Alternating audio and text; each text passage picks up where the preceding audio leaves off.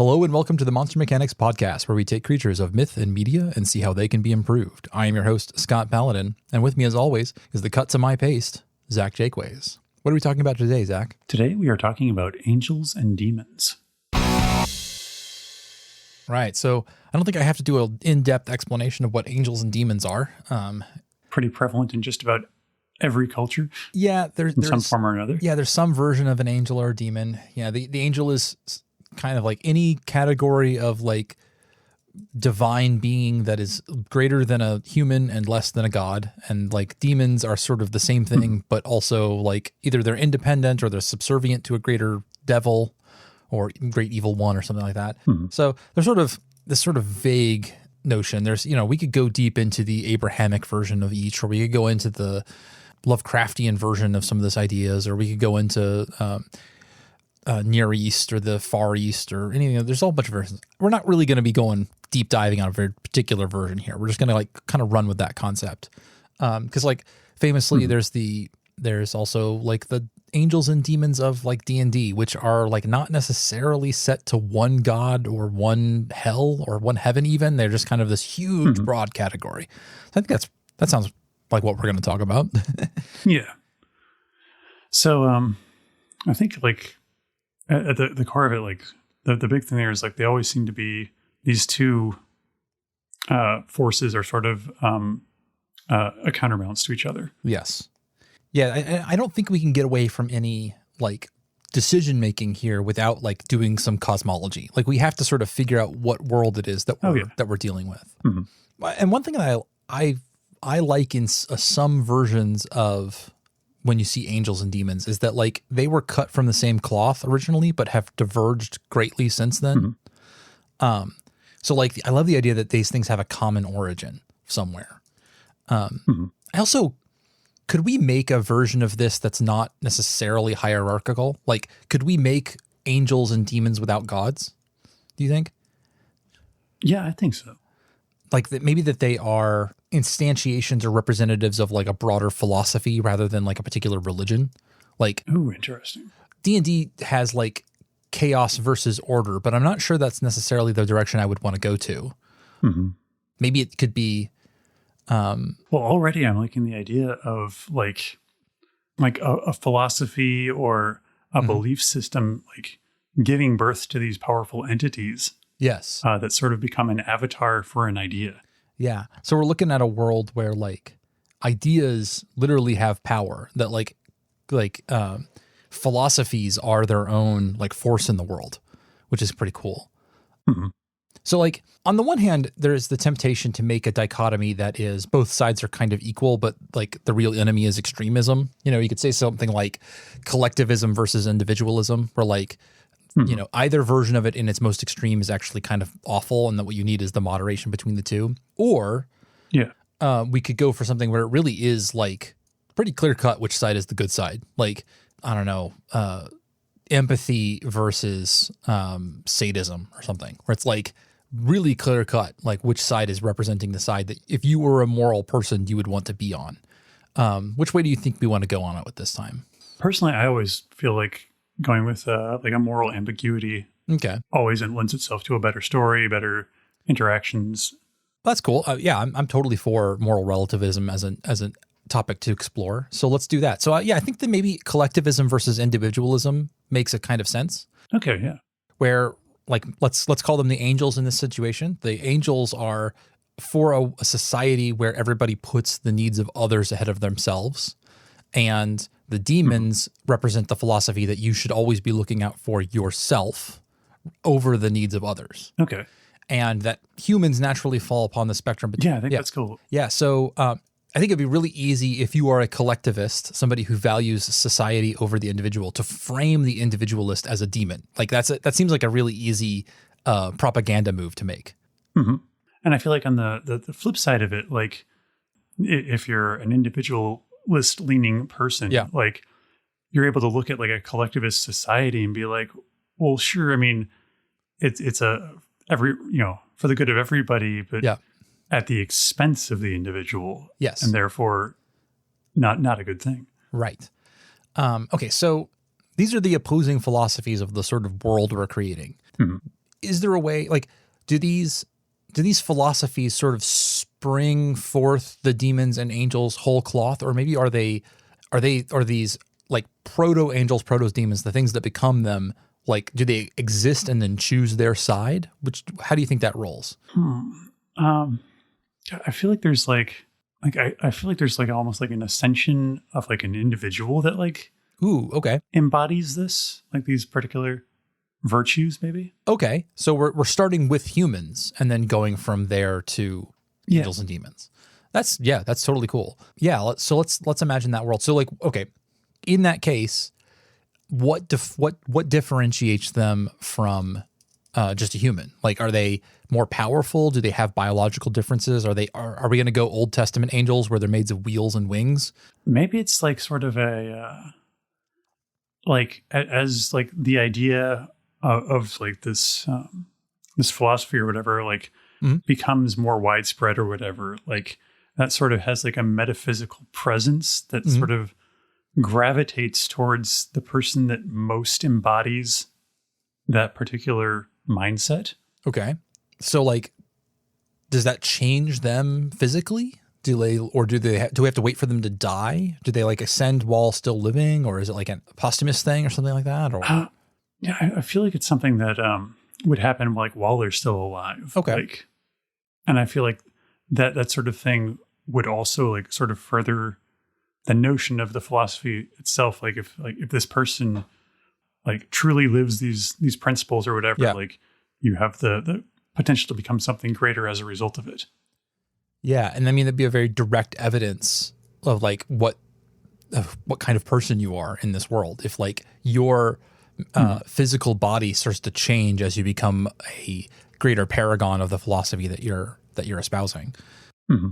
Yeah, so you can imagine, at least in this world, that like angels would probably like if they're embodying sort of collectivism, they'd probably have like a rank and file. Like this is maybe where to borrow from the Abrahamic ideals of like you have like orders and choirs and like this structure built in, because as people ascend into angeldom, you like get placed in a like, because they are collectivists, they're like, okay, well, your place within our angelic choir is here, and you are going to become this kind, and they all have the same form. And maybe even after a while, you stop being able to differentiate one from the other. Like they lose not just their like human form, but like their differentiation from one to the next. They lose their name, they lose their face even. That could be kind of cool. Oh yeah, that is a cool idea. Whereas like on the flip side of it, when you have like the individualism, like each one of these demons is highly unique or just like exaggerated features. Yeah. No two demons. All angels look alike, and no two demons are similar. That's really cool. Yeah, that's a cool idea. How do these creatures interact with the humans then? Is it a matter of like the angels, because they used to be humans, are like they still deeply integrated with human society, or do they live separate from it? Or yeah, I'm kind of thinking like for the most part like that these are still like heavily integrated into the culture and society of these people. Like once they ascend or whatever, like they're still there. They're still just doing what they used to do before, but more of it. Yes. Yeah, that makes sense. Like, or in a greater capacity. Yeah. And so you could see that like every town, instead of having a mayor, may have like a lower order angel there to like tell them what to do, and like a combination of priest and mayor, like the one who like leads their religious services and like espouses and teaches them philosophy and all this stuff and shows them how to live their lives, and then also is the one who like decides the laws and stuff. And so you have like this local representative of your philosophy, religion, government all rolled up into one.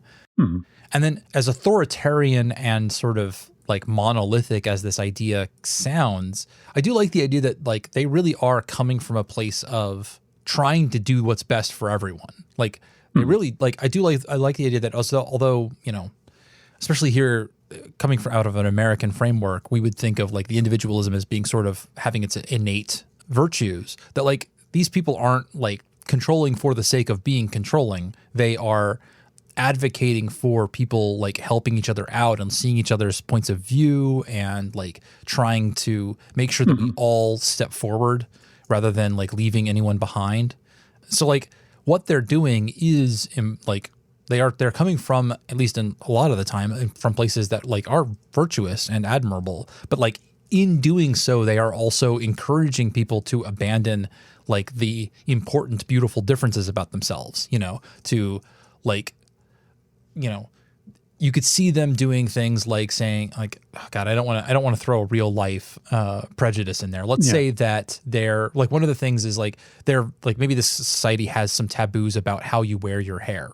Like they're like, okay, all long hair it's not that it's like evil. It's just that like it's frivolous and it's a problem and it like causes trouble for people. And like, we're all used to seeing people with short hair, and therefore expressing your individuality by growing your hair out is seen as maybe a low grade vice. It's like, this is the kind of thing. It's like somebody who drinks a little too much. Like it's not a venal sin. It's not a sin that's going to like cause you to become damned, but like everybody looks down on it a bit. And so everybody's sort of policing each other's appearance on something that just kind of like, we would all view that as very harmless, but for them, it's kind of a deal, It's like seeing somebody who is, you see somebody with long hair and they're seeing that as like a personal indulgence that like, oh yeah, they're definitely, calling themselves out as something other than the rest of us. And like, it's distracting and we don't like it. And like, so like, to become an angel in this society, you'd have to do things like you have to toe the line on things like that and cut your hair short or shave it all off or something like that.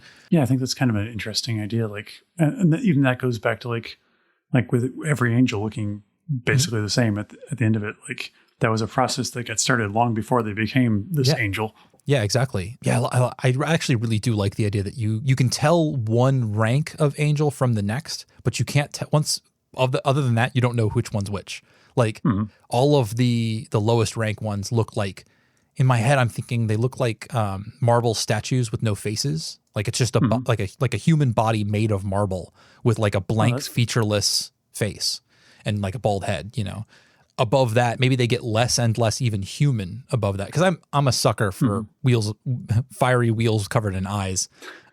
Yeah, and because like maybe they've got like some really important understanding of why they, like what's the utility of having your top tier angels be like extra dimensional fractal designs of wheels and eyes, and it's like that answer is kind of obtuse to us, but it's useful for them. They figured out why they want to do that. Yeah, I kind of love that. Yeah, in fact, maybe if you really can't tell one angel from the next, like I was talking about how every town has its local angel, which is like a priest and a mayor, but like they have no way of knowing if it was the same one day to day. Like they might get changed out additionally. And so everyone really might be taught to treat all of the lowest rank as the same individual. Like you just expect them to know the things that you've told the other ones, and like they just roll with it and like pretend like they are all the same. So it's kind of like people aren't maybe not even sure if like maybe the higher ranks of angels have a hive mind, but nobody from like the outside looking in really knows that one way or the other, So what happens, like a big theme with angels is fallen angels. Yes. And I'm wondering like what that looks like. I think in this particular sense. I think before we get to fallen angels, I think we need to talk about the demons, who, all right, to me, the way that we're dealing here, I think they're going to be super punk rock, right? Like the heavy individualism angle and like the sort of the man, to hell with your authority. Oh yeah, absolutely. Yeah, how they interact with the world is they're sort of the outcasts, the rebellion, right? Like they're the ones fighting against the power structure, because at the moment, at least with the humans, they are definitely out of power. They're the ones who are not well integrated with the humans of the society. And yeah, definitely they're going to be emphasizing individuality, and people might even view that as just an extension. Like this is all one giant spectrum, like they're not inherently different than us in that way. I also like the idea that like maybe this philosophy like was the one originally in power at some point and then was overthrown. Yeah, it was overthrown, or just not even like anything just momentous. It was just sort of a gradual like shift in the perception.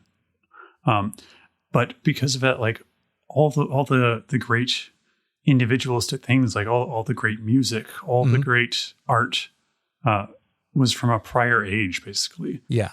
And now the world is a little bit more austere. Yeah, because like it's hard expressing creativity is kind of an inherently individualistic thing. Like it's so hard to create art that doesn't express something about yourself.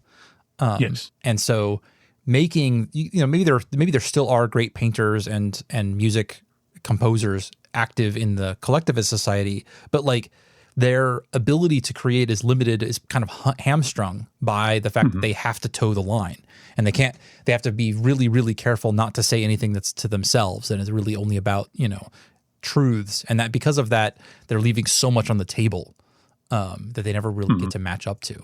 And that makes a world where literally like the teenager listening to the albums in their bedroom is like feeling rebellious and is actually rebelling in that sense. If they're listening to the quote unquote wrong kind of music, like it becomes an act that is actually like dangerous and a statement and like could reflect on who they are as a person, which is really cool. I love the hell out of that idea.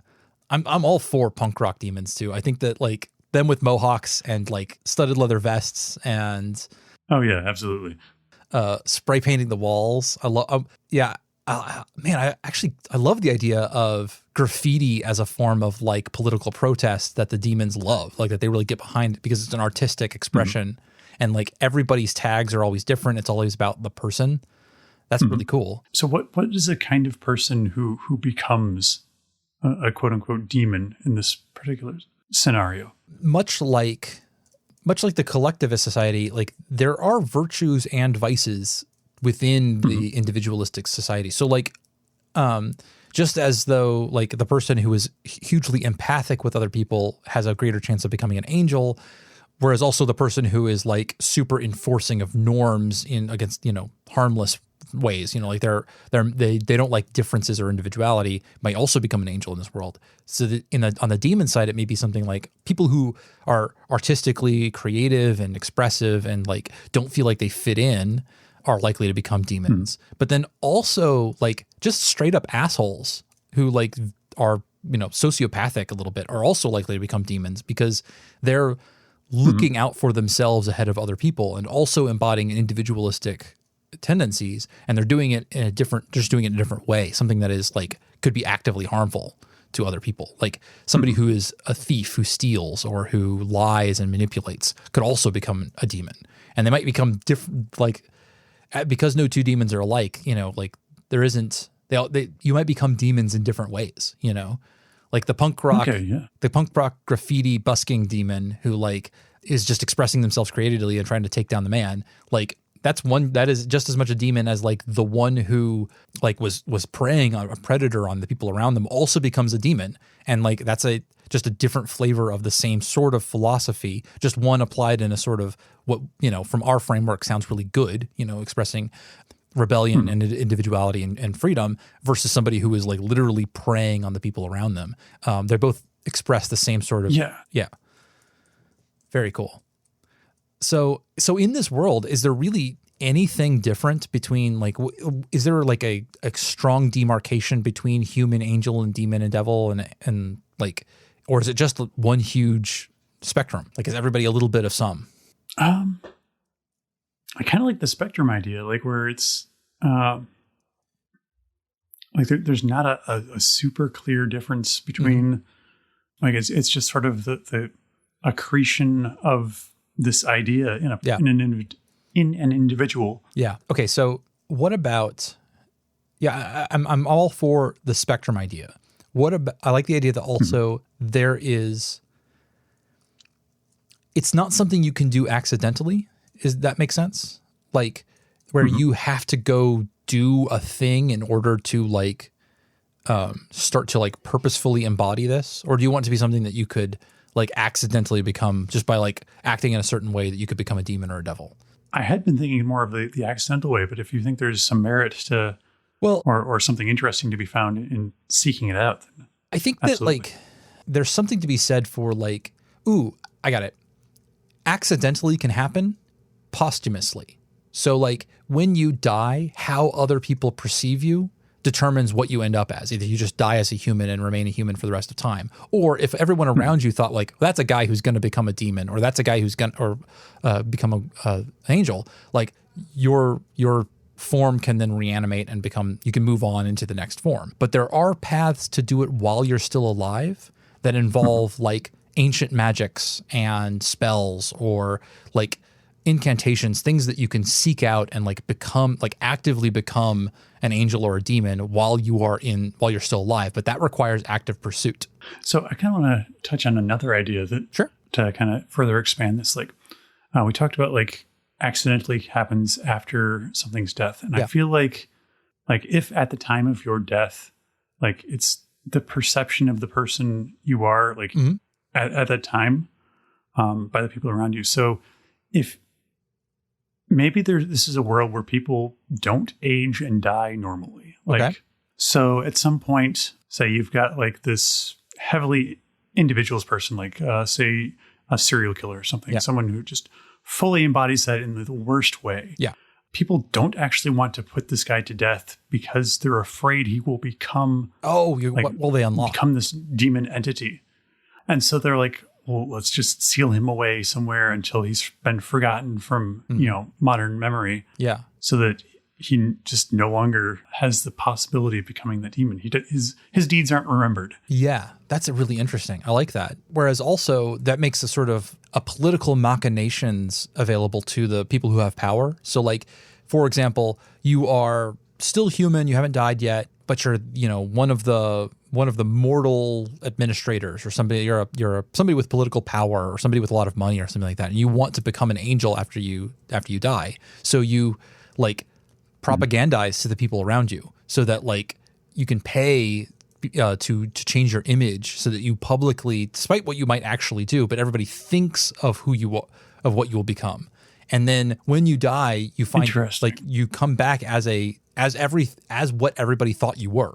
Like it's not just one of those things where like, oh, I've tricked everybody and I've come back and they made me an angel, but I'm actually a secret asshole. But like, no, the living perception of who you were like that is what comes back, not you, And so that's where like you come back as one of these like angels that embodies putting the others before yourself, and like comes back as a good person. That's a really cool idea. Like it's an interesting take on like the afterlife where it's actually not your deeds, it's the perception of your deeds that matter. Exactly. And in fact, that could explain some of what's going on with demons in this society, because a fair number of them are created when they die, and the people around them thought, because they are all collectivist thinkers, thought these individuals were assholes because they were individualists. And so the thing that then lives on as a demon is an asshole because everybody thought it was. And so like it's kind of a self-fulfilling prophecy where like when these people die, everybody's like, oh crap, he's going to come back as an awful demon that hurts people. Even if that wasn't really true about the individual, it will be true about the demon that comes back. And then that distinguishes it from the people who like, while they were alive, sought out the power to change themselves into an angel or a demon.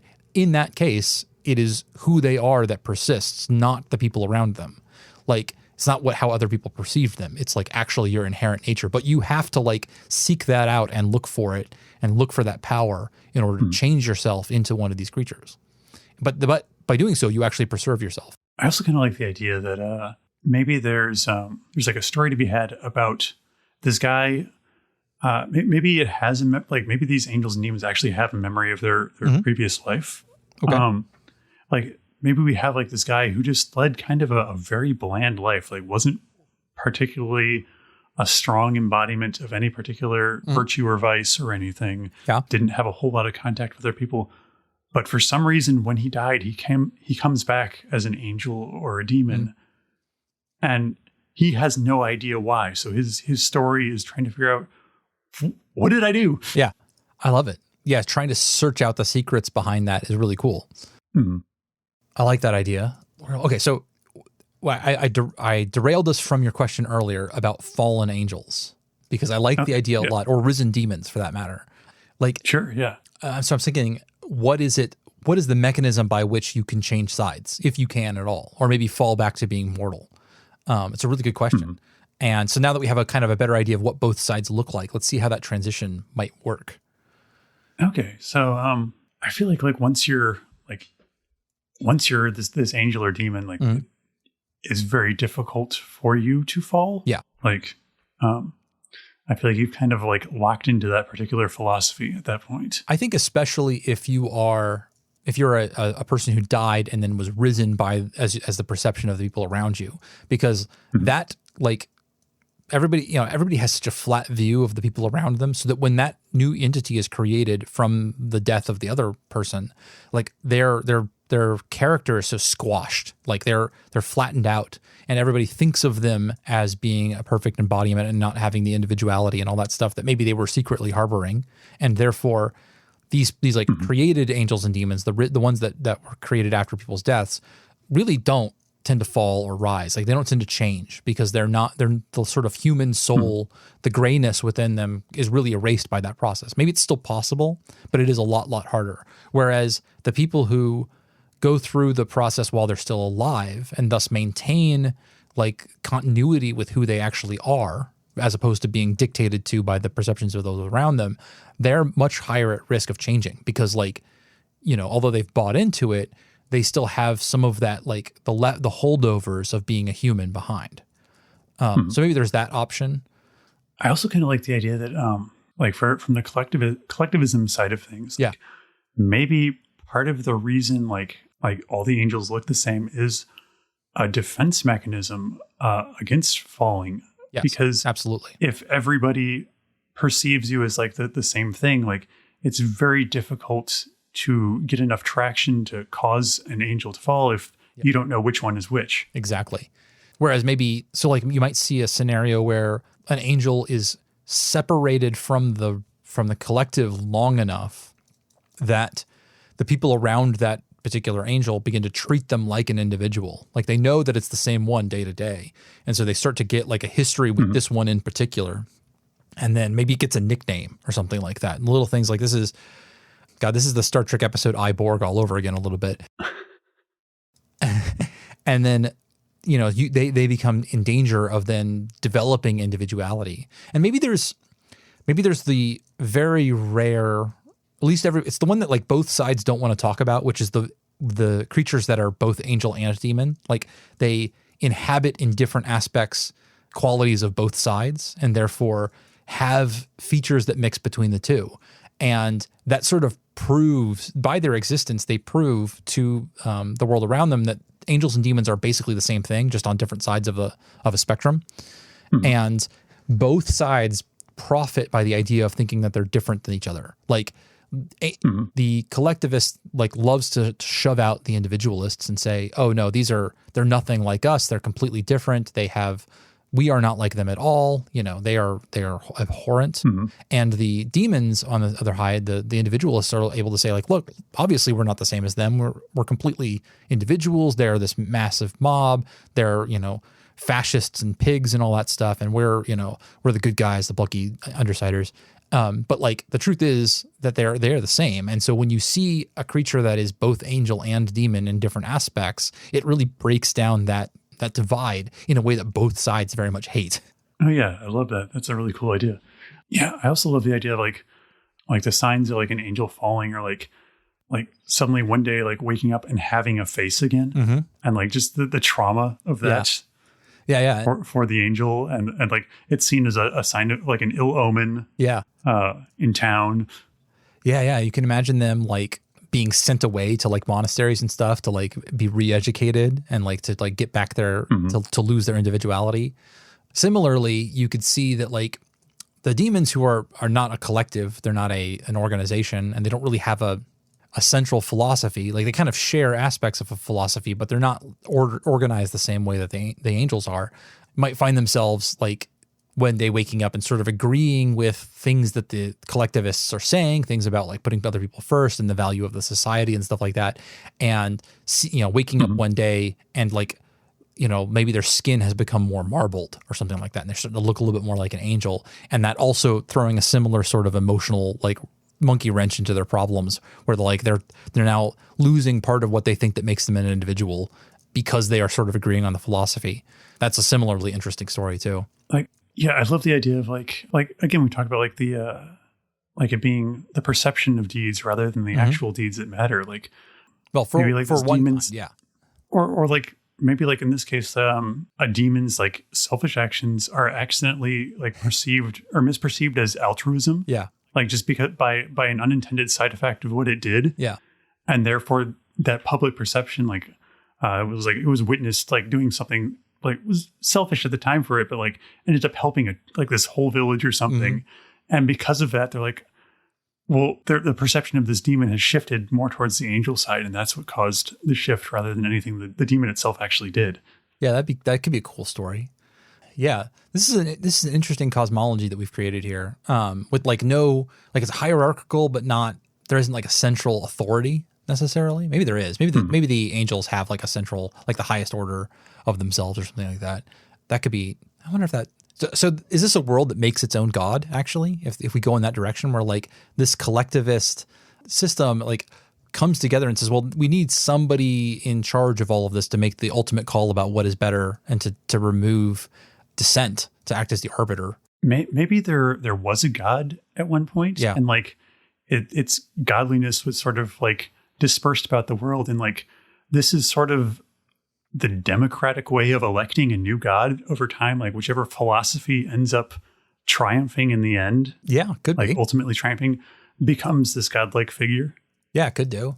Or maybe they've it's like a world where if this dichotomy is really as strong as we're sort of putting it out to be, maybe they're like both waiting around for the avatar of their particular philosophy to each side's going to get a god that's then going to have a showdown kind of at the end, you know?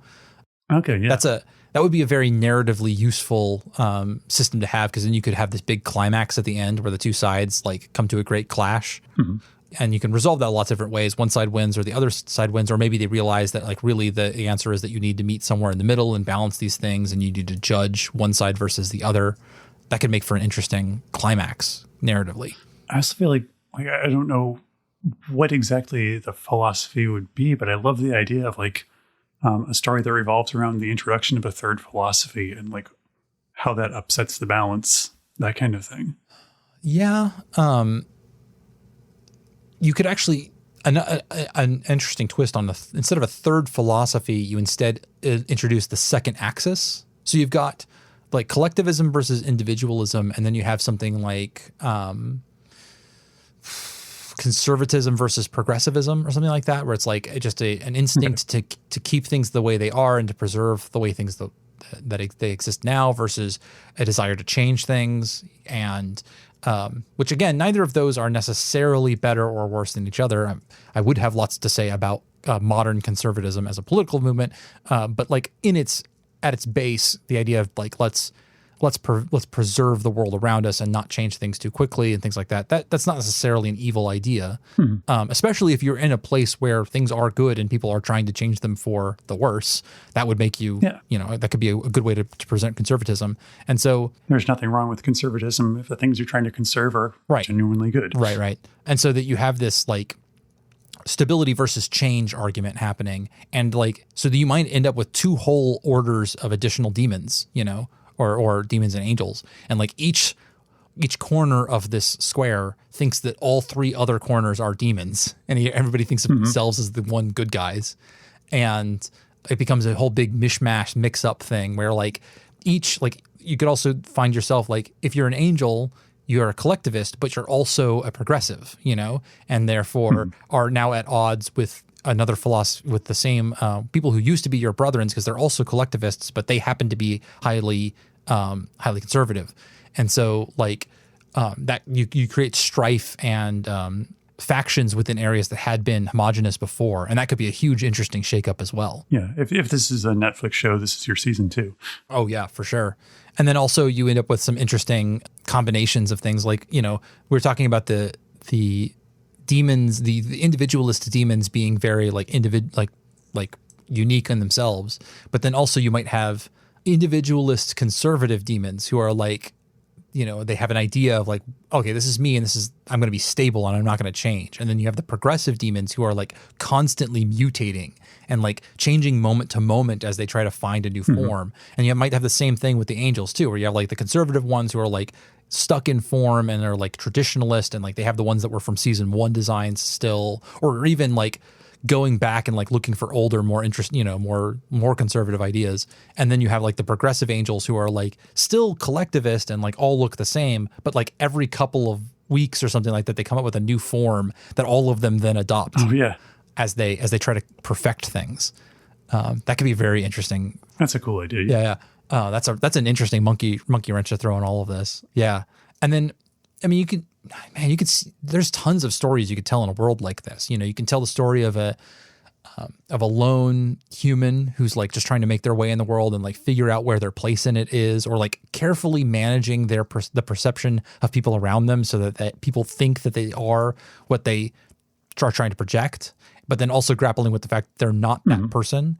Or like you said, you have the version of a angel or demon who wakes up and doesn't understand why people thought of them this way and has to go discover that. And then the ramifications upon like who they are and literally what they are. Are they an angel? Are they a demon? As they like come to grips with the person that they were before versus what they are now. And like the truth of those of the perception of people, like that's really cool. Yeah, that is a cool idea. I'm also kind of picturing like all of this happening like basically in like a very close space, like almost like a city. This whole world exists within one city. Yeah. Where knowledge of these deeds is quickly disseminated, so that there's always just like it's basically that small town vibe. Everybody knows what everyone else is doing. Yeah. Bad gas passes fast in a small town, I think is the word. Yeah. I love the idea of all of this taking place in just like one little city state surrounded by just nothingness, you know, or that's shaped in such a way that there are no, like it's a torus or something where like it's all on the inside of a shape so that, you know, you can't walk away from it. It's just a small little area that everybody else is trapped in. That could be very cool. In fact, season 3 of this Netflix show, like that's when that area opens up to the outside world, and like the portal opens and it turns out that this was all happening inside of the body of a dying god or something like that. And then like now that gets connected with the outside world or whatever. And then we have to interact with a whole bunch of new people, and like that could be really cool. Yeah. But yeah, I think closing off making it small and because we're all talking about series of perceptions and stuff, man, that our fake Netflix show that we're talking about is also going to have a badass soundtrack too, because you're going to have both like punk rock and then like sweet angelic choirs and stuff, and then probably like remixes and things. For some reason, I'm thinking actually the collectivist group is both like angelic choirs, but also like heavy metal, like melodic metal. Oh yeah. Yeah. Versus like, cause the thing about metal artists and like prog rock artists and stuff is that they're actually like super rigid. Like there's all these formulas, and like they're very they define the genre very stringently in a lot of ways. Like there isn't a lot of like experiment. I'm not gonna say there's not a lot of experimentation, but like they have a thing that they work for, and like it works in a particular way, and like they don't tend to remix as much, at least in my perception. I'm sure that metalheads will tell me I'm completely wrong. Whereas versus like, because I actually think of like punk rock and metal as not having all that much in common on a lot of ways, because like one is metal artists are always like really, really refined in their craft. They're usually incredible players, incredible vocalists and stuff. And like they practice for hours on end to do what they do. Whereas you have like the punk rock guys who know 3 chords and don't tune their instruments. And like, they're not really singing. They're just kind of yelling. Yeah. I think that's actually an interesting dichotomy. And then also it would just make for a really good soundtrack. Yeah. Well, I think that's a pretty interesting cosmology we've put together. Do you have anything you want to add before we sign off? No, I think that's kind of a very cool. Cool. Well, that's it for us then. Bye. All right. Thank you for listening to this episode of Monster Mechanics. You know, one of the benefits of doing these outros without any kind of editorial control or anyone looking over my shoulder is that I can plug my own crap. Head on over to scottpaladin.itch.io to find a recently released game of mine, True Love, Dangerous Revolution, Artificial Intelligence, which is a 2-player RPG about AIs who love each other but are on opposite sides of a war. It's a pay what you want game, so if you could sling me a few dollars, that'd be great, but if you can't, no problem. Now to the credits. Monster Mechanics is produced and edited by me, Scott Paladin, and hosted by myself and my best friend, Zach Jaquays. All of the ideas generated during this podcast are released under a do what the f*** you want public license.